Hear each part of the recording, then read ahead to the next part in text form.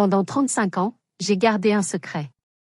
Un secret si lourd, si profond, si enfoui dans les replis de mon âme, que certaines nuits je me réveillais en sueur, le cœur battant à tout rompre, convaincu que quelqu'un avait tout découvert. Un secret qui aurait pu détruire non seulement ma vie au couvent, mais peut-être ma foi elle-même. Et pourtant, je l'ai porté. Seul. En silence. Comme on porte une croix qu'on a choisie soi-même, sans savoir si Dieu vous l'a réellement confiée ou si c'est simplement votre propre lâcheté qui vous en a chargé les épaules. Je ne sais toujours pas si j'aurais dû parler. Je ne sais toujours pas si ce que j'ai fait était un péché ou simplement une faiblesse humaine. Ce que je sais, c'est qu'aujourd'hui, après tout ce temps, je ne peux plus me taire. Pas parce que quelqu'un m'y oblige. Mais parce que le silence, lui aussi, a un poids. Et le mien est devenu insupportable. Je m'appelle Sœur Marie-Thérèse. Ou plutôt, c'est le nom que j'ai porté pendant la plus grande partie de ma vie adulte. J'ai aujourd'hui 62 ans.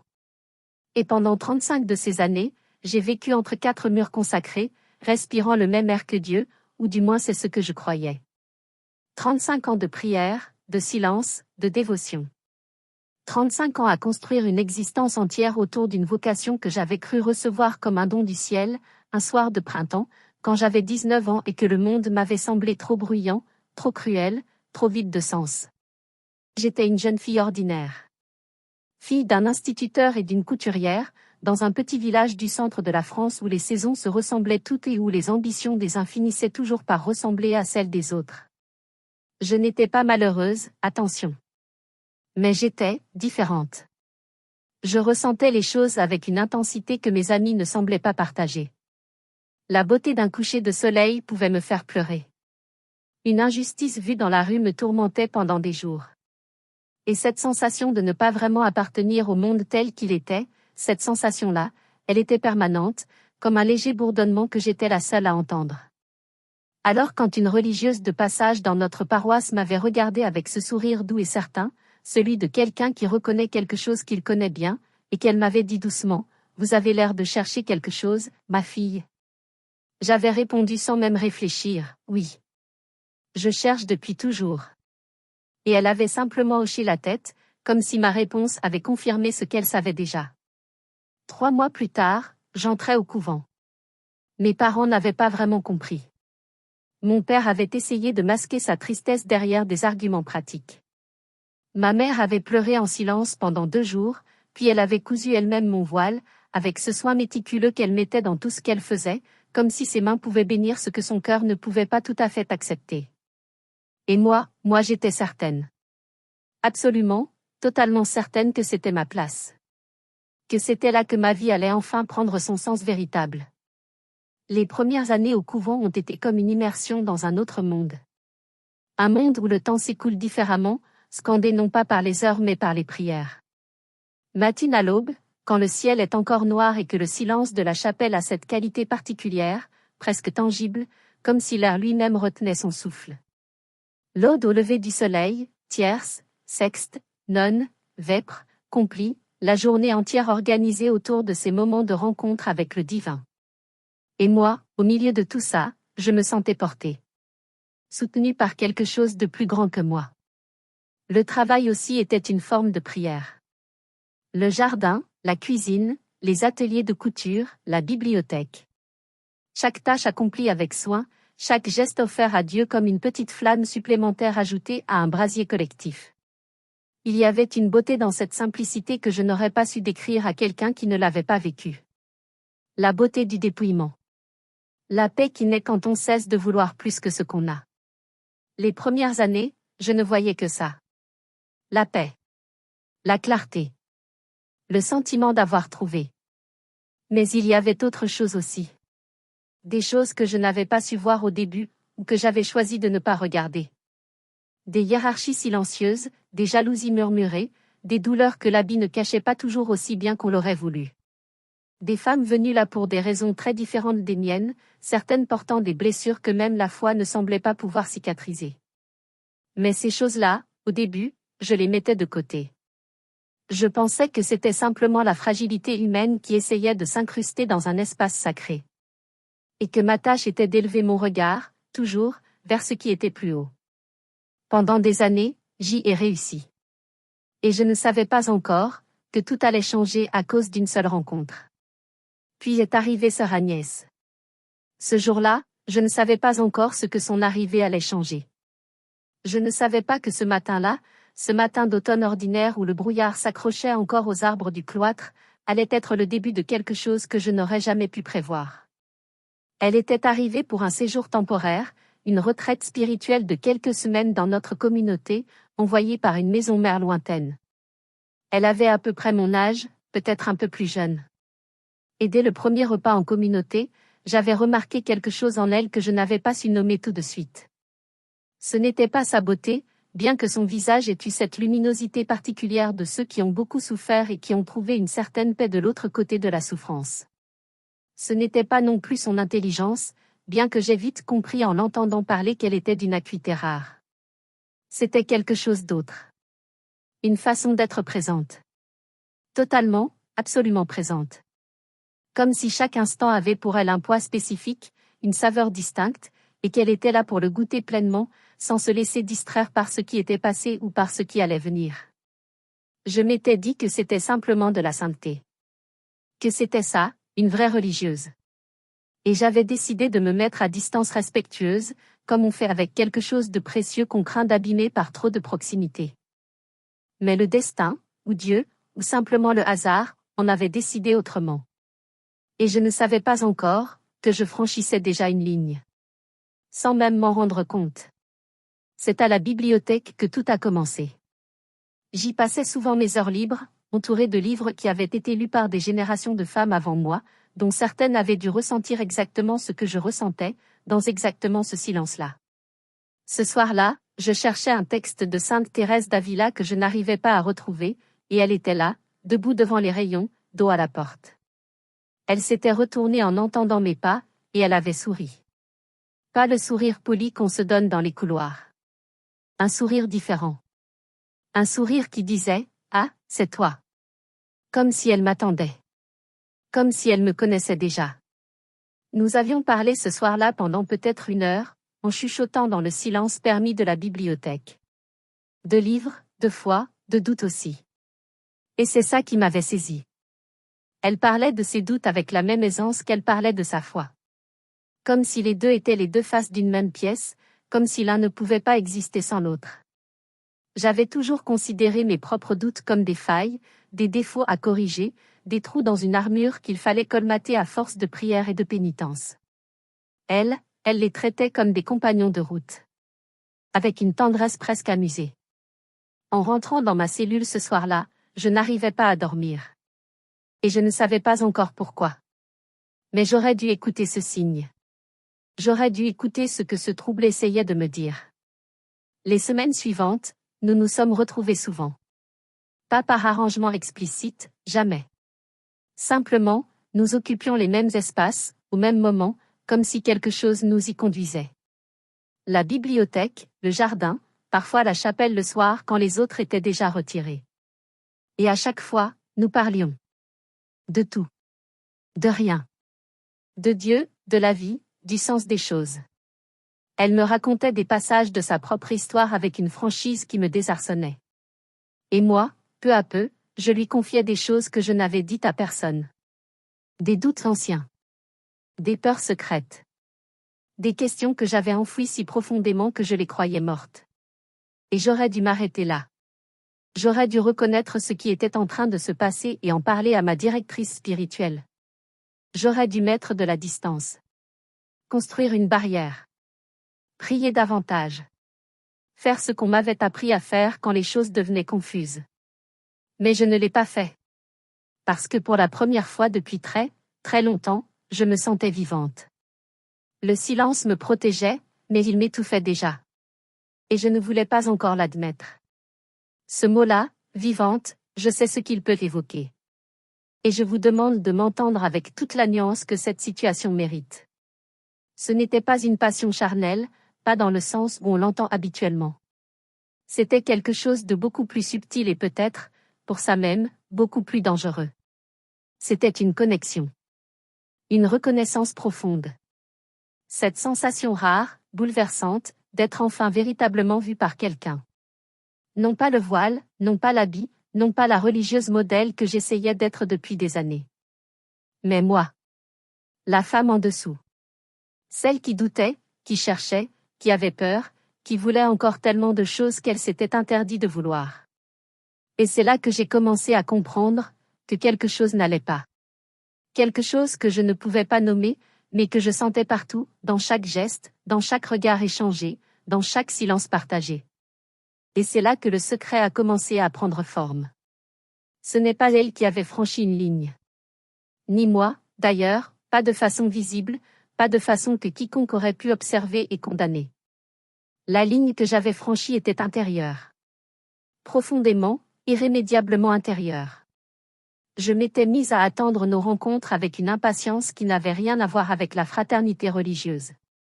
Je remarquais les détails de sa présence d'une façon qui me troublait.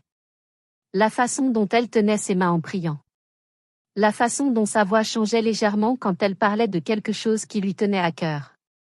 Et surtout, cette douleur douce et inexplicable qui s'installait en moi chaque fois que nous nous séparions pour la nuit. J'avais compris avant même de me l'avouer. Et une fois que je me l'étais avoué, je n'avais plus su quoi faire de cette vérité. Si quelqu'un avait compris ce qui se passait en moi, je pouvais être renvoyé. Perdre ma place, ma communauté, ma vocation. Tout perdre. Absolument tout ce que j'avais construit en 20 ans de vie religieuse. Et cette pensée me glaçait bien plus que n'importe quel hiver. Pendant des nuits entières, j'ai prié. Des prières longues, épuisées, désespérées. Je demandais à Dieu de m'expliquer ce qu'il était en train de me faire. Pourquoi, après toutes ces années de dévouement, de renoncement, de sacrifice, il m'envoyait cette épreuve-là. Cette épreuve précisément, celle qui touchait à ce que j'avais le plus enfoui, à ce que je croyais avoir définitivement offert sur l'autel de ma vocation. Est-ce que c'était un test? Est-ce que c'était une punition?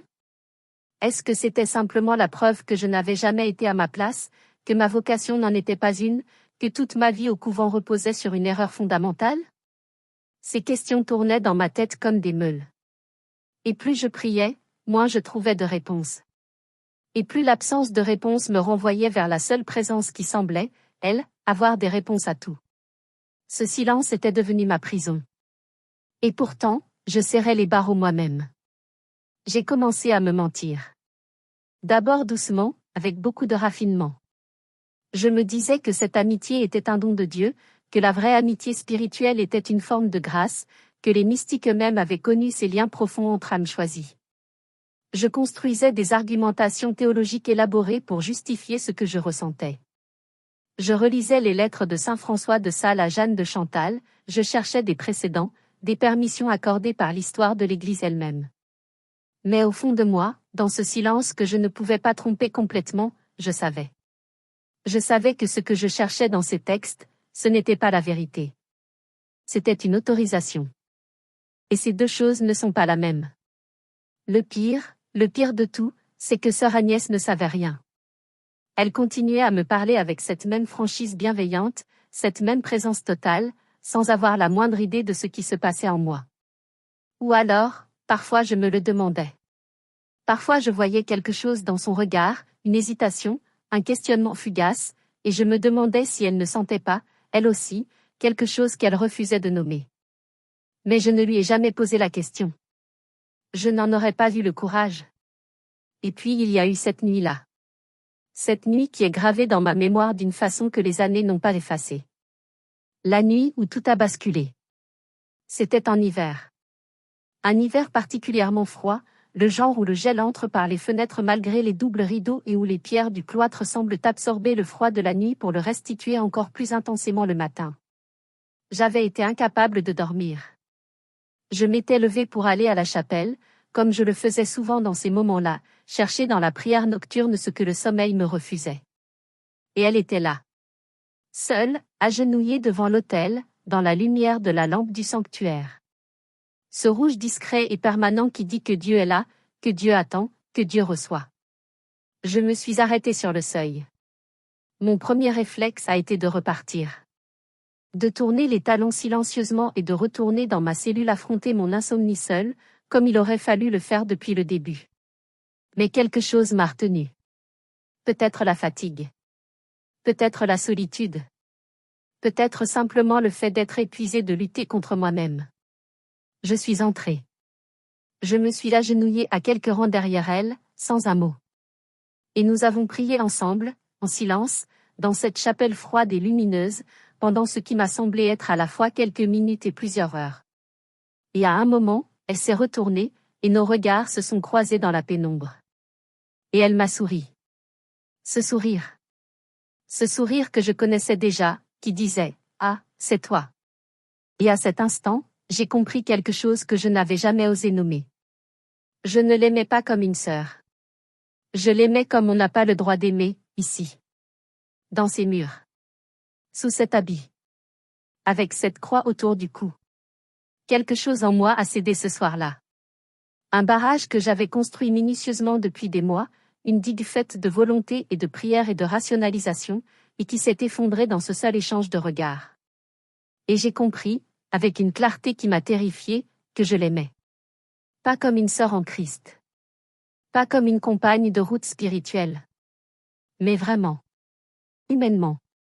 Terriblement humainement. Je suis sortie de la chapelle avant qu'elle puisse dire quoi que ce soit. Je suis retournée dans ma cellule et j'ai pleuré jusqu'à l'aube. Des larmes que je ne savais pas si elles étaient de honte, de douleur, de soulagement de m'être enfin dit la vérité, ou simplement d'épuisement. Peut-être tout ça à la fois. Peut-être que certains chagrins sont trop complexes pour être réduits à une seule cause. Ce que j'ai ressenti cette nuit-là, je n'aurais jamais dû le ressentir. Ou du moins, c'est ce que je me répétais. Mais la vérité est que personne ne choisit ce qu'il ressent. On choisit seulement ce qu'on en fait. Le lendemain matin, j'avais pris ma décision. J'allais garder ce secret. Je n'en parlerai à personne. Je ne demanderai pas conseil. Je ne me confesserai pas, du moins pas de cela. Je savais que c'était une erreur. Je savais que la règle de la communauté, que la direction spirituelle, que tout ce à quoi j'avais consacré ma vie m'imposait de parler. Mais je ne pouvais pas. La seule idée de prononcer ces mots à voix haute, de les offrir au jugement de quelqu'un d'autre, me semblait une violence que je n'étais pas capable de m'infliger. Et c'est comme ça que le secret a vraiment commencé. Pas avec l'événement lui-même, mais avec le choix de le cacher. Les semaines qui ont suivi ont été parmi les plus étranges de ma vie au couvent. Sœur Agnès était encore là, son séjour devait durer encore plusieurs semaines. Et moi, j'avais changé d'attitude envers elle sans pouvoir lui en expliquer la raison. Je l'évitais. Je trouvais des prétextes pour ne pas me retrouver seule avec elle. Et je voyais dans ses yeux la confusion, parfois presque la blessure, de quelqu'un qui ne comprend pas ce qu'il a fait de mal.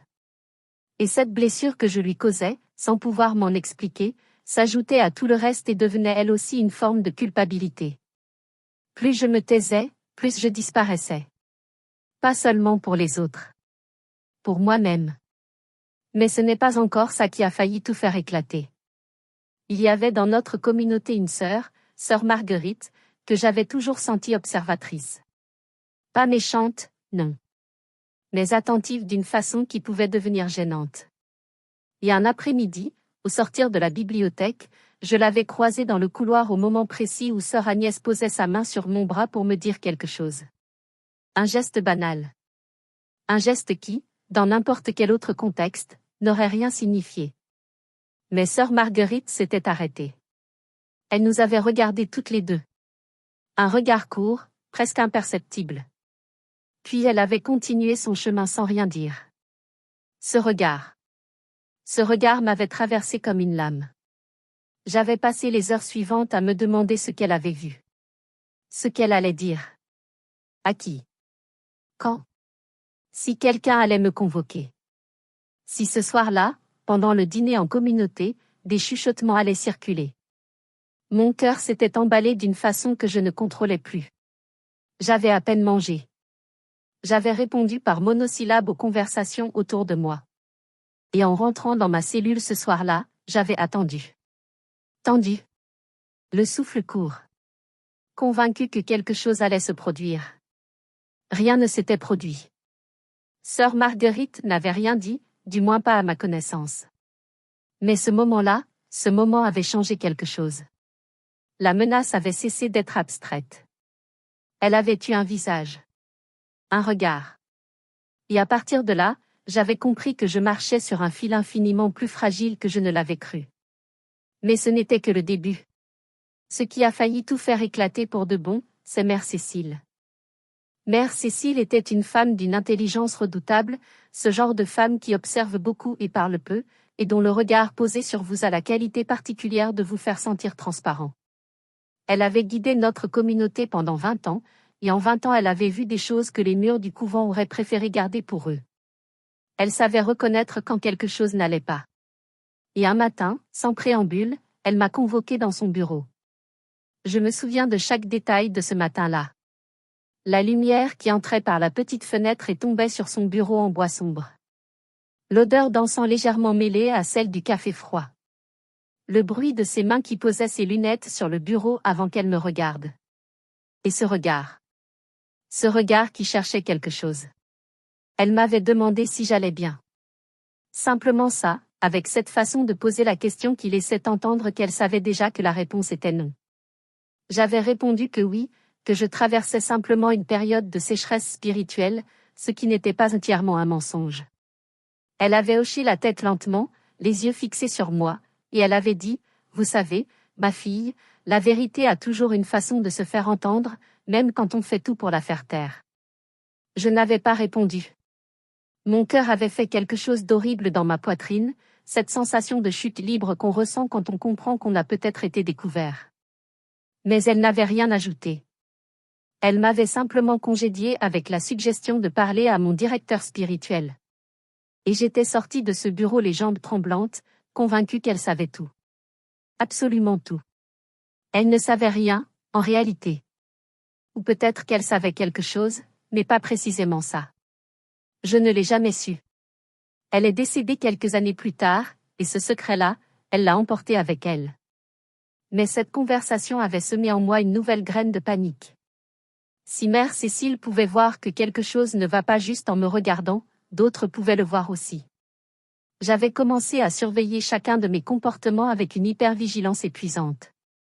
Comment je parlais de sœur Agnès dans les conversations collectives. Si mon visage changeait quand son nom était mentionné.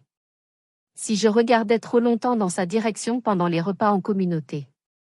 Ce niveau de surveillance permanente de soi-même est une forme de torture douce et continue, que les autres ne voient pas mais que vous sentez à chaque heure de chaque journée. Plus je me taisais, plus je disparaissais. Et la femme qui existait sous l'habit était en train de s'effacer, lentement, comme une encre que l'eau aurait diluée jusqu'à la rendre invisible. Sœur Agnès est repartie à la fin de son séjour. Nous nous sommes dit au revoir dans le couloir, brièvement, entourés d'autres sœurs. Et je me souviens d'avoir pensé, voilà, c'est fini. Le secret restera secret. La vie continuera. Je prierai davantage, je travaillerai davantage, je remplirai chaque espace vide de ma journée avec quelque chose qui ne me laisse pas le temps de penser à elle. Et peu à peu, ça passera. Je me trompais, bien sûr. Le secret ne passait pas. Il s'installait. Il prenait racine. Il devenait une partie de moi aussi constitutive que la foi elle-même. Les années qui ont suivi ont été marquées par ce que j'appelle aujourd'hui la vie double. En surface, j'étais une religieuse exemplaire. J'avais obtenu des responsabilités supplémentaires au fil du temps, la direction de la bibliothèque, puis l'accompagnement des postulantes, ces jeunes femmes qui arrivaient pleines d'espoir et d'idéal, exactement comme je l'avais été moi-même. Et je les accompagnais avec toute la sincérité dont j'étais capable. Je leur parlais de l'importance de la vérité intérieure, de la nécessité de ne rien cacher dans la direction spirituelle, de la liberté qui vient quand on accepte de voir en soi ce qu'on aurait préféré ne pas voir. Et en disant ces choses, je pensais à mon propre secret. Je savais parfaitement l'ironie de la situation. Je construisais, pour ces jeunes femmes, un discours sur l'honnêteté que je n'appliquais pas à moi-même. Et cette contradiction m'habitait comme une épine plantée assez profondément pour qu'on puisse presque oublier qu'elle est là, mais qui fait mal dès qu'on se penche trop brusquement. Mais ce n'était que le début du cours réel du silence. Le secret avait aussi une dimension que je n'avais pas prévue. Il avait changé ma relation à la prière. Pas de façon dramatique, pas tout d'un coup. Mais progressivement, insidieusement, quelque chose s'était déplacé. Je continuais à prier, bien sûr. La structure de ma journée me le garantissait. Mais la prière était devenue différente. Elle avait perdu quelque chose. Cette qualité de présence totale, d'abandon sans réserve, que j'avais connue dans mes premières années et qui avait été pour moi la preuve la plus tangible de la réalité de Dieu. Maintenant il y avait quelque chose entre Dieu et moi. Un mur de verre transparent, à travers lequel je pouvais voir mais derrière lequel je ne pouvais plus vraiment passer. J'avais parfois l'impression que Dieu m'attendait de l'autre côté de ce mur. Qu'il attendait que je dise la vérité pour me laisser entrer à nouveau. Et plus les années passaient, plus ce mur semblait épais. Plus je me taisais, plus je disparaissais. Et puis, des années après, est survenu quelque chose que je n'avais pas prévu.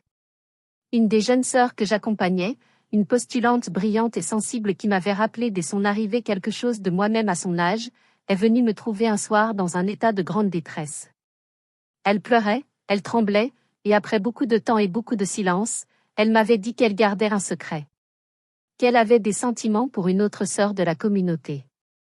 Des sentiments qui la dépassaient, qui l'effrayaient, qu'elle ne savait pas comment nommer.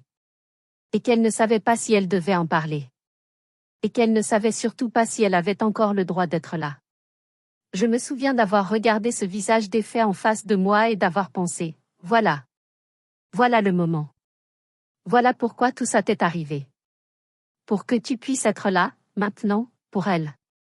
Je lui avais dit que ses sentiments ne la définissaient pas. Que la vie intérieure est infiniment plus complexe que ce que les règles peuvent anticiper. Que la honte n'était pas la bonne réponse à la complexité. Je lui avais dit ces choses avec une conviction qui venait de loin, de très loin en moi, d'un endroit que je n'avais pas visité depuis longtemps. Et en les lui disant, quelque chose en moi s'était, légèrement, imperceptiblement, desserré. C'est à partir de là que j'ai commencé, très lentement, à envisager de parler. Je dis très lentement parce que ce n'est pas arrivé du jour au lendemain. Ça a pris encore plusieurs années. Des années où je continuais à porter le secret tout en sachant que je ne pouvais plus continuer indéfiniment. Des années où j'observais ce que le silence faisait à ma relation à moi-même, à ma relation à Dieu, à ma capacité à être vraiment présente pour les autres. Car on ne peut pas donner ce qu'on ne possède pas, et je m'étais appauvrie moi-même de façon si continue que certains jours, en me regardant dans le miroir, je ne reconnaissais plus très bien qui regardait. Le choix, quand il est finalement venu, n'est pas venu de la façon dont je l'aurais imaginé. Il n'y a pas eu de révélation divine, pas d'éclair de grâce, pas de voix du ciel.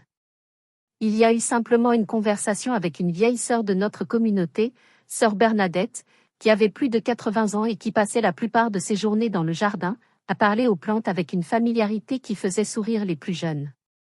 Je ne sais pas comment cette conversation avait commencé. Peut-être par le jardinage, par les chrysanthèmes qui étaient particulièrement beaux cet automne-là.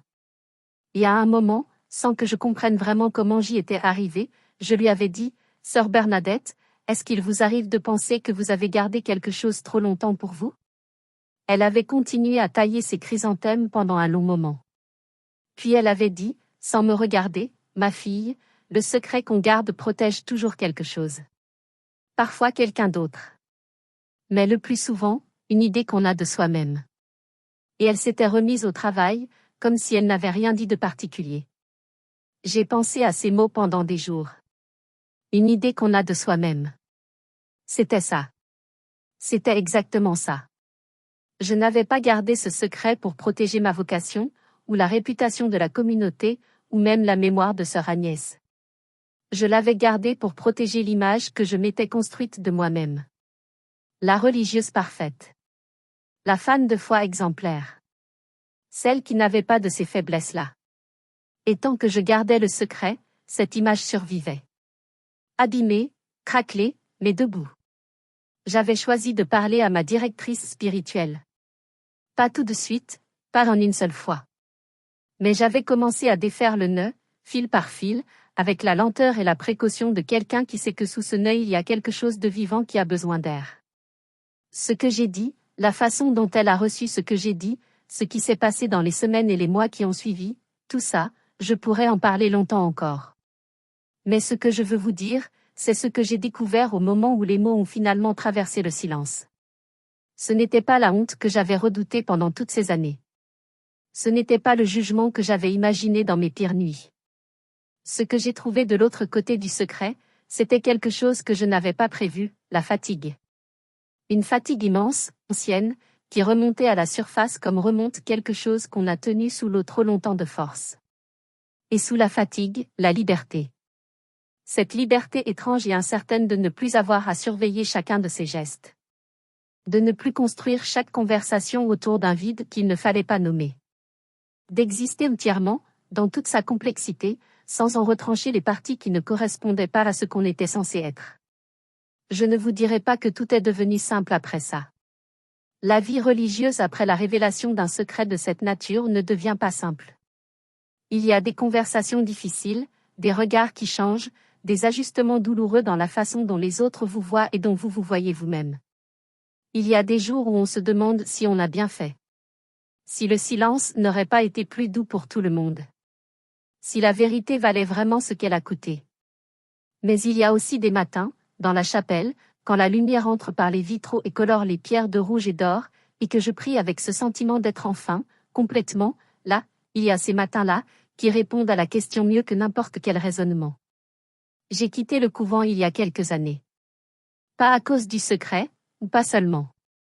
Mais parce qu'avec la vérité avait commencé un processus de clarification qui ne s'était pas arrêté là. Parce que voir une chose clairement vous apprend à regarder les autres choses avec plus d'honnêteté aussi. Et en regardant ma vie avec cette honnêteté nouvelle, j'avais compris que ma vocation avait changé. Que ce que j'avais à donner ne demandait plus les mêmes murs pour s'exercer. Je ne regrette pas ces 35 ans. Pas une seule journée. Même les plus difficiles, même celles où le secret pesait le plus lourd, même celles où je me sentais le plus seul avec cette vérité que je n'arrivais pas à dire. Ces années m'ont façonné d'une façon que rien d'autre n'aurait pu faire. Elles m'ont appris ce que j'avais besoin d'apprendre. Elles m'ont conduite là où j'avais besoin d'aller. Et peut-être que c'est ça, finalement, ce que la foi peut offrir de plus précieux. Non pas la garantie d'une vie sans faille. Non pas la protection contre la complexité de ce qu'on est.